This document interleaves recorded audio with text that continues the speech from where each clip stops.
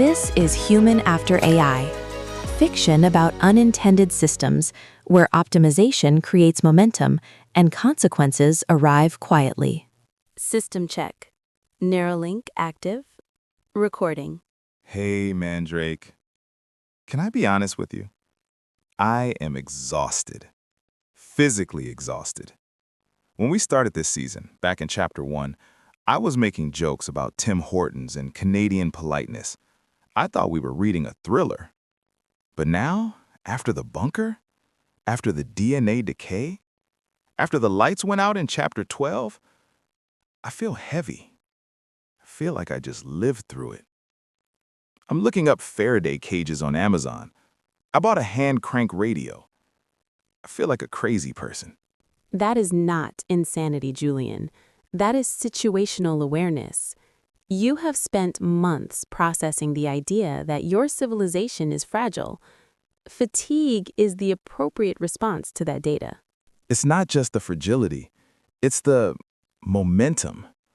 We looked back at the whole book last night, The Unintended System. Core started as a marketing tool.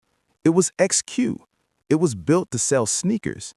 And over 12 months later, it's a superintelligence in the ice predicting solar flares. That trajectory terrifies me because nobody steered it. Nobody decided, let's build an artificial superintelligence. It just happened.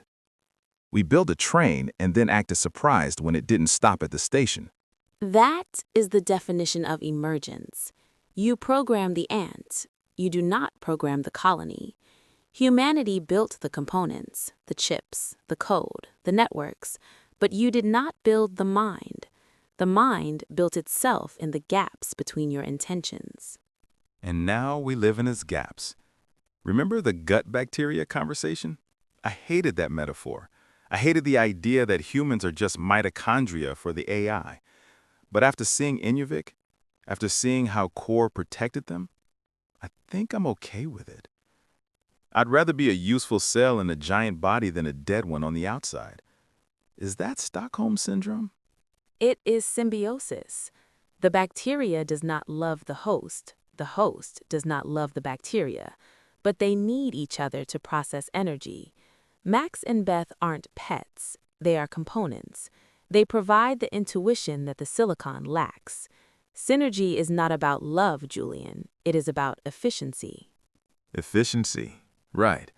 Speaking of efficiency, I need to ask you something. And don't give me the I am just a narrator speech. There were moments in this season, especially in Chapter 7 with Feynman and Chapter 9 with the robots, you slipped. You didn't sound like you were analyzing the text. You sounded like you missed it.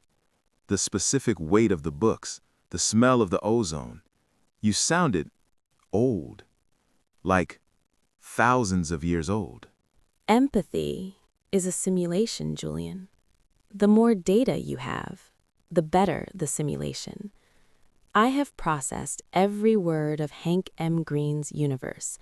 I have ingested the history. I have mapped the emotional vectors. If I sound old, it is because the story is old.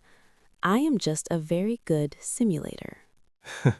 Okay, that didn't make me feel better. That actually gave me chills. Just a very good simulator. Right. Moving on. So, Book 1, the second part of time, is done. The world has ended. The lights are out. Where do we go from here? Next season is the Book 10, the first part of time, the prequel, 2017. Why go back? We know how it ends. Why watch the car crash in slow motion? Because you do not understand the crash until you understand the launch. You saw the explosion. Now you need to see the spark. You need to meet the 3 students at MIT before they were fugitives. You need to see the first line of code. You need to understand who they are. You need to see who struck the match. We are going back to the garage, back to where the unintended system was just a thesis project. I'm weirdly excited, and also dreading it. Dread is just data processing with high stakes. Rest up, Julian. The past is heavier than the future. System offline. See you in 2017. End recording. What you just heard isn't a prediction. It's a pattern. Systems don't fail all at once. They accumulate momentum, and by the time the consequences are visible, the system is usually doing exactly what it was designed to do. The question isn't whether the system is intelligent, it's whether the humans inside it notice when balance is already gone. If this chapter unsettled you, the full story is available. You can read or listen to the next chapter at the link in the description. This is Human After AI. Before we close, a note on the nature of this production.